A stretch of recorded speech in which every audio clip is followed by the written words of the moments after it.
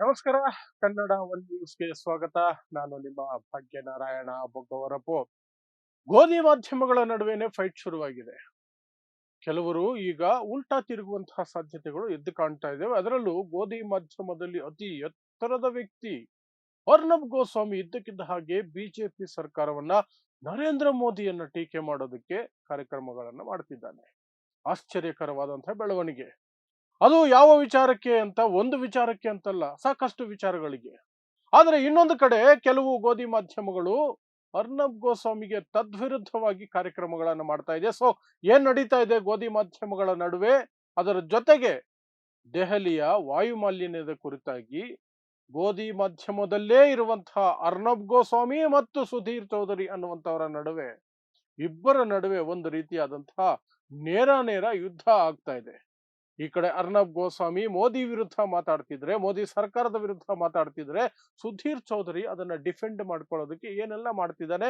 ಅದಕ್ಕೆ ಅರ್ನಬ್ ಗೋಸ್ವಾಮಿ ಸುಧೀರ್ ಚೌಧರಿಯ ಸಂಬಳವನ್ನ, ದೂರದರ್ಶನ್ ಕೊಡ್ತಾ ಇರುವ ಸಂಬಳವನ್ನ ಉಲ್ಲೇಖಿಸಿ ಏನು ಟೀಕೆ ಮಾಡ್ತಿದ್ದಾನೆ ಅರ್ನಬ್ ಗೋಸ್ವಾಮಿ, ಅದನ್ನು ತಿಳಿಸ್ತೀನಿ. ಅದ್ರ ಜೊತೆಗೆ ರಜತ್ ಶರ್ಮಾ ಅನ್ನುವಂತಹ ನಂಬರ್ ಒನ್ ಕ್ವಾಲಿಟಿಯ ಬಿಜೆಪಿ ಗುಲಾಮ, ಅವನು ಒಂದು ರೀತಿ ವಿಚಿತ್ರವಾದ ವಾದವನ್ನು ಮಂಡಿಸ್ತಾ ಇದ್ದಾನೆ ದೆಹಲಿಯ ವಾಯು ಮಾಲಿನ್ಯದ ವಿಚಾರವಾಗಿ. ಅದನ್ನು ಸಹ ವಿವರಿಸುವಂತಹ ಪ್ರಯತ್ನ ಮಾಡ್ತೀನಿ. ಸೊ ಮೊದಲಿಗೆ ಅರ್ನಬ್ ಗೋಸ್ವಾಮಿ ಇದ್ದಕ್ಕಿದ್ದ ಹಾಗೆ, ಯಾವತ್ತೂ ಇಲ್ಲದ ಅರ್ನಬ್ ಗೋಸ್ವಾಮಿ ಈಗ ಬಿಜೆಪಿ ಸರ್ಕಾರವನ್ನ ದಿನಂಪ್ರತಿ ಒಂದೊಂದು ವಿಚಾರ ಇಟ್ಕೊಂಡು ಟಾರ್ಗೆಟ್ ಮಾಡಿ ಅಟ್ಯಾಕ್ ಮಾಡ್ತಿರೋದನ್ನ ನಾವು ಗಮನಿಸ್ತಾ ಇದ್ದೀವಿ. ಮೊದಲಿಗೆ ಅವನು ಸ್ಟಾರ್ಟ್ ಮಾಡಿದ್ದು ಇಂಡಿಗೋ ಏರ್ಲೈನ್ಸ್ ವಿಚಾರವಾಗಿ.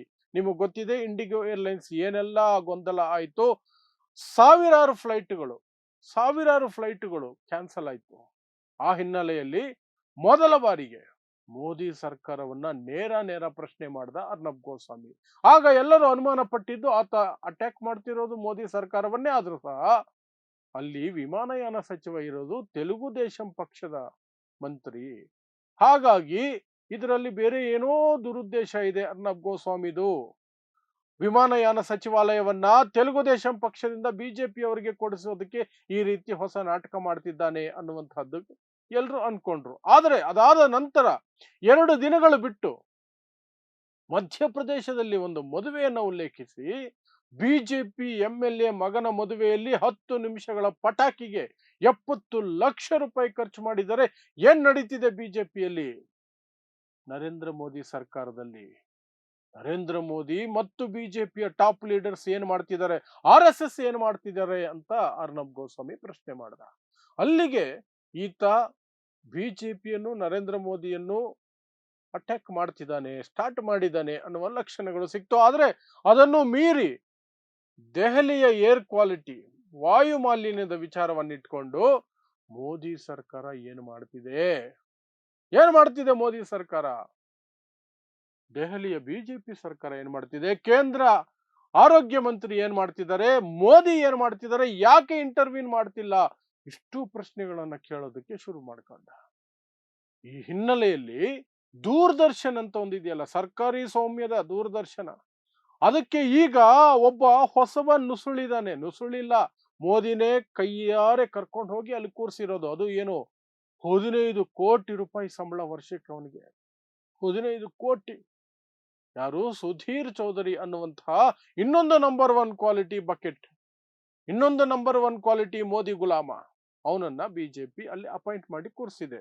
ನೀನು ಬೇರೆ ಖಾಸಗಿ ಚಾನಲ್ ಅಲ್ಲಿ ಖಾಸಗಿಯಾಗಿ ಬಕೆಟ್ ಹಿಡಿಯೋದು ಬೇಡ, ದೂರದರ್ಶನಲ್ಲಿ, ಸರ್ಕಾರಿ ಸ್ವಾಮ್ಯದ ದೂರದರ್ಶನ್ ನಲ್ಲಿ ಬಂದು ಬಕೆಟ್ ಹಿಡಿಯಪ್ಪ ಅಂತ ಅಲ್ಲಿ ಕೂತ್ಕೊಂಡು ಅವನು ಬಕೆಟ್ ಹಿಡಿಯೋ ಕೆಲಸನೇ ಮಾಡ್ತಿದ್ದಾನೆ.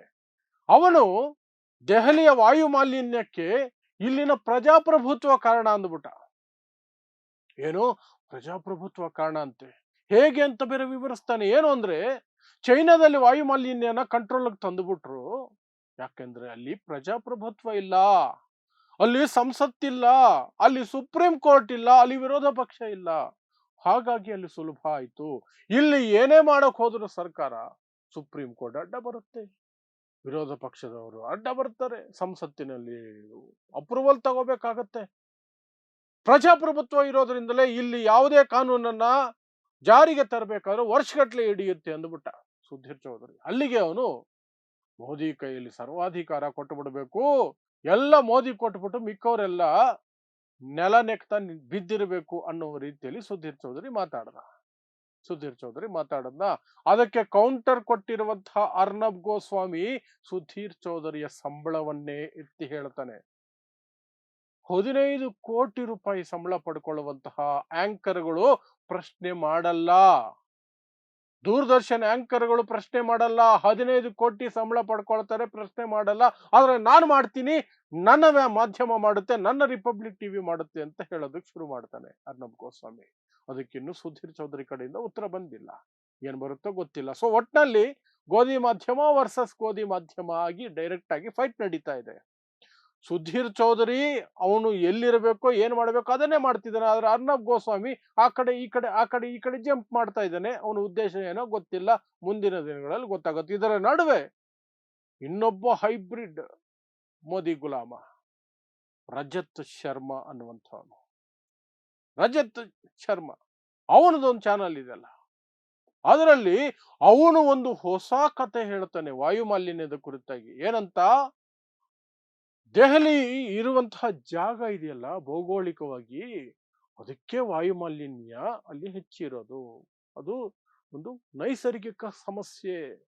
ಅರಾವಳಿ ಬೆಟ್ಟಗಳೇನಿದಾವಲ್ಲ ಅವು ಸುತ್ತುವರೆದಿರೋದ್ರಿಂದ ಮಾಲಿನ್ಯ ಅಲ್ಲೇ ನಿಂತು ಹೋಗುತ್ತೆ, ಆಚೆ ಹೋಗೋದಕ್ಕೆ ಬಿಡುತ್ತಾ ಇಲ್ಲ ಬೆಟ್ಟಗಳು. ಹಾಗಾಗಿ ಇದು ನೈಸರ್ಗಿಕ ಸಮಸ್ಯೆ ಅಂದ್ಬಿಡ್ತಾನೆ. ಆದ್ರೆ ಕೆಲವರು ಇಂಟರ್ನೆಟ್ ನಲ್ಲಿ ಹಳೇದು ರಜತ್ ಶರ್ಮಾದು, ಯಾವಾಗ ಆಮ್ ಆದ್ಮಿ ಪಕ್ಷ ಸರ್ಕಾರ ಇದ್ದಾಗ ರಜತ್ ಶರ್ಮಾ ಇದೇ ಏರ್ ಕ್ವಾಲಿಟಿಯ ಬಗ್ಗೆ, ಇದೇ AQI ಬಗ್ಗೆ, ಇದೇ ಮಾಲಿನ್ಯದ ಬಗ್ಗೆ ಮಾತಾಡಿರುವಂತಹ ಕ್ಲಿಪ್ ಅನ್ನ ಹಾಕ್ಬಿಟ್ರು.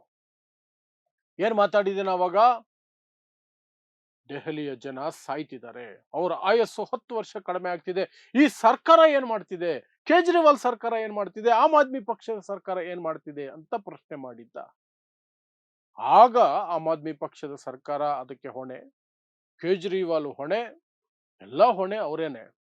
ಆದ್ರೆ ಈಗ ಅರಾವಳಿ ಬೆಟ್ಟಗಳು ಭೌಗೋಳಿಕವಾಗಿ ಅದಿರುವಂತಹ ಸ್ಥಾನ ಜಾಗ, ಅದು ಕಾರಣ, ಅದಕ್ಕೆ ಬಿಜೆಪಿ ಏನು ಮಾಡಕ್ಕಾಗಲ್ಲ ಅನ್ನುವ ರೀತಿಯಲ್ಲಿ ಮಾತಾಡ್ತಿದ್ದಾರೆ ರಜತ್ ಶರ್ಮಾ. ಇವನು ಈ ರೀತಿ ಬಕೆಟ್ ಹಿಡಿತಾರೆ. ಒಟ್ನಲ್ಲಿ 3 ದಿಕ್ಕಾಗಿದೆ. ಯಾವುದು, ಗೋಧಿ ಮಾಧ್ಯಮ 3 ದಿಕ್ಕಾಗಿದೆ. ಅದರಲ್ಲಿ ವಿಶೇಷವಾಗಿ ಗೋಧಿ ಮಾಧ್ಯಮಗಳ ನಡುವೆನೆ ಒಂದು ಫೈಟ್ ಶುರುವಾಗಿದೆ. ಅದರ ಭಾಗವಾಗಿನೇ ಅರ್ನಬ್ ಗೋಸ್ವಾಮಿ ಸರ್ಕಾರದ ವಿರುದ್ಧ, ಮೋದಿ ಸರ್ಕಾರದ ವಿರುದ್ಧ, ಮೋದಿ ಹೆಸರು ಹೇಳ್ಕೊಂಡೆ ಟಾರ್ಗೆಟ್ ಮಾಡಿ ಅಟ್ಯಾಕ್ ಮಾಡ್ತಿದ್ದಾನೆ. ಅದು ಯಾವ ಕಾರಣಕ್ಕೆ ಅನ್ನೋದು ಗೊತ್ತಿಲ್ಲ. ಏನ್ ಅವನ ಉದ್ದೇಶ ಒಳ್ಳೇದಾಗಿರ್ಲಿಕ್ಕಂತೂ ಸಾಧ್ಯ ಇಲ್ಲ.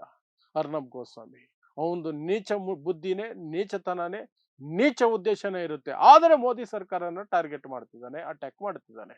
ಅದೇನು ಅನ್ನೋದು ಮುಂದಿನ ದಿನಗಳಲ್ಲಿ ಗೊತ್ತಾಗುತ್ತೆ. ಸೊ ಇದಿಷ್ಟು ಮಾಧ್ಯಮಗಳಲ್ಲಿ ಈಗ ನಡೀತಾ ಇರುವಂತಹ ಹೊಸ ಯುದ್ಧ, ಅದರ ಕುರಿತಾದ ವಿವರಗಳು.